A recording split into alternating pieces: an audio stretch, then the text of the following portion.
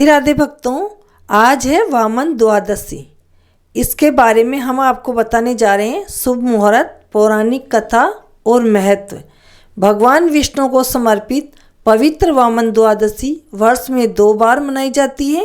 एक बार चैत्र मास की शुक्ल द्वादशी तिथि को तथा दूसरी बार भाद्रपद मास के शुक्ल पक्ष की द्वादशी तिथि को। आपको बता दें कि वामन भगवान विष्णु के 10 अवतारों में से 5वें अवतार है।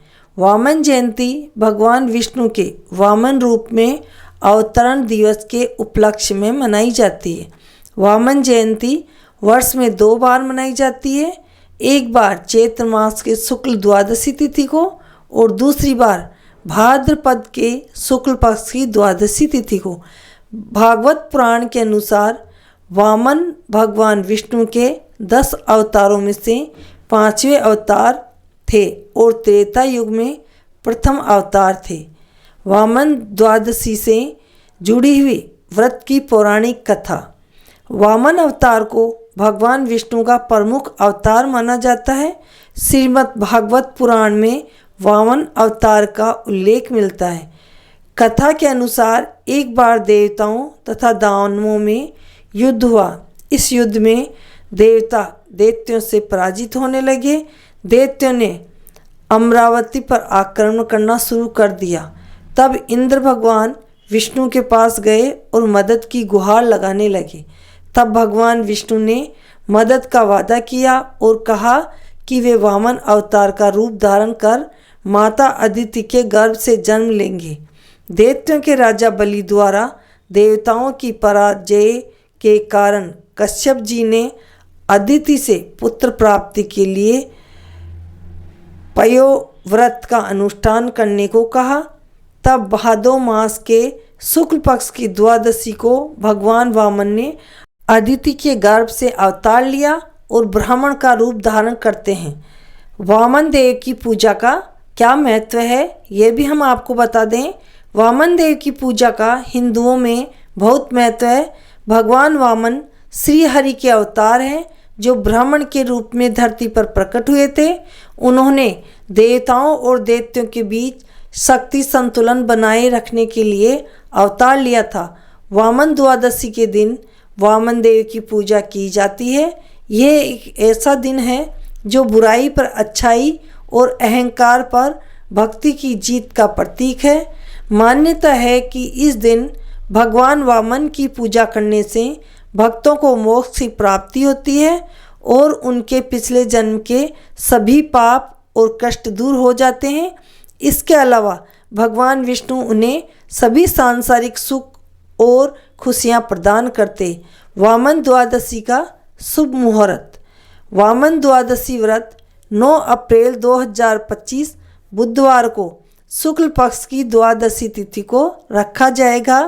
द्वादशी तिथि आएगी 8 अप्रैल को रात 9:12 पर शुरू होगी और द्वादशी तिथि 9 अप्रैल को रात 10:55 पर समाप्त हो जाएगी। आइए भक्तों, आपको हम एक और पौराणिक कथा बताने जा रहे हैं।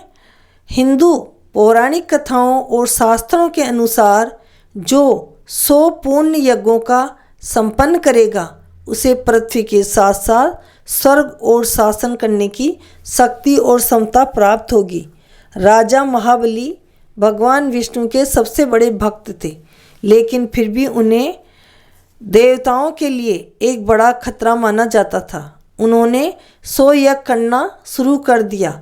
भगवान इंद्र ने विष्णु से उनके समर्थन की मांग की, क्योंकि उन्हें डर था कि राजा महाबली परम शासक बन सकते हैं। उन्होंने भगवान विष्णु से यज्ञ को पूरा करने और संपूर्ण ब्रह्मांड का शासक बनने से रोकने में मदद करने का अनुरोध किया। भगवान इंद्र और अन्य विभिन्न देवताओं की प्रार्थना के कारण भगवान विष्णु उनके 5वें अवतार के रूप में एक बोने ब्राह्मण वामन के रूप में प्रकट हुए।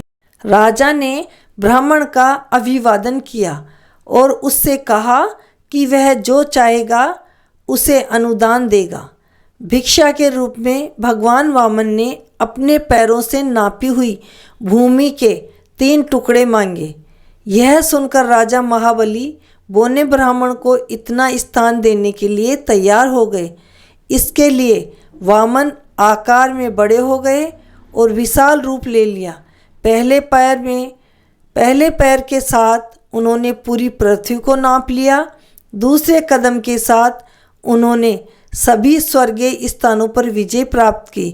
भगवान वामन द्वारा तीसरा पैर रखने के लिए कोई जगह नहीं बची थी। यह जानकर कि बोना ब्राह्मण कोई और नहीं बल्कि भगवान विष्णु है, राजा महाबली ने स्वयं अपना सिर अर्पित कर दिया ताकि भगवान वामन अपना तीसरा पैर रख सके। इसलिए राजा हार गया और पाताल लोक में भेज दिया गया। वामन जयंती के अनुष्ठान। आइए भक्तों, हम आपको बताते हैं कि वामन जयंती के दिन कौन कौन से अनुष्ठान करने चाहिए। वामन जयंती के पवित्र दिन पर अनुष्ठानों को आरंभ करने का सबसे आदर्श तरीका ब्राह्मणों को दही, चावल और भोजन दान कराना है, क्योंकि इसे वामन जयंती के दिन अत्यधिक शुभ माना जाता है। भगवान विष्णु को प्रसन्न करने के लिए भक्त इस दिन उपवास के साथ साथ पूजा और अन्य अनुष्ठान भी करते हैं। विष्णु सहस्त्र नाम और अन्य विभिन्न मंत्रों का पाठ किया जाता है। भगवान विष्णु के नाम का 108 बार पाठ करते हुए भक्त भगवान को अगरबत्ती, दीपक और फूल चढ़ाते हैं। भक्त शाम को वामन कथा सुनते हैं और फिर भगवान की आरती करते हैं और भोग अर्पित करने के बाद वे भक्तों को प्रसाद वितरित करते हैं। बोलो वामन भगवान की जय।